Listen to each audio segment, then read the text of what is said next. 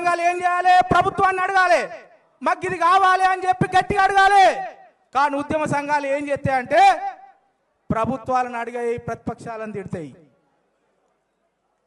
నాడు టిఆర్ఎస్ గవర్నమెంట్లో ఉన్నటువంటి కేసీఆర్ గారు గట్టిగా అడిగేది ఉంటే ఇక్కడికి వచ్చేది కాదు.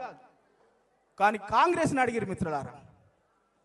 ఇవాళ కాంగ్రెస్ అధికారంలో ఉన్నది, మనం కాంగ్రెస్ని అడగాలి. ఇప్పుడు మళ్ళీ టిఆర్ఎస్ని అడుగుతున్నాం మిత్రులారా. అంటే తలకాయ నొప్పి గోలి ఇక్కడ ఉంటే మందు మోకాలు పెట్టుకుంటాను. ప్రభుత్వం మీద మనం కొట్లాడుతున్నామా? కొట్లాడతలేము. ప్రతిపక్షాల మీద కొట్లాడుతున్నాం.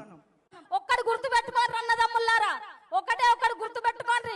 ఇవాళ కేసీఆర్ గారిని మనం అంటా ఉన్నాం, కానీ కేసీఆర్ గారు లేకుంటే ఈ రాష్ట్రం వచ్చేదా? కేసీఆర్ గారు ముందు నిలబడ్డారు, కేసీఆర్ గారు నిలబడ్డారు కాబట్టి ఇవాళ రాష్ట్రం వచ్చింది. ఇది నిజం ఒప్పుకోవాలి.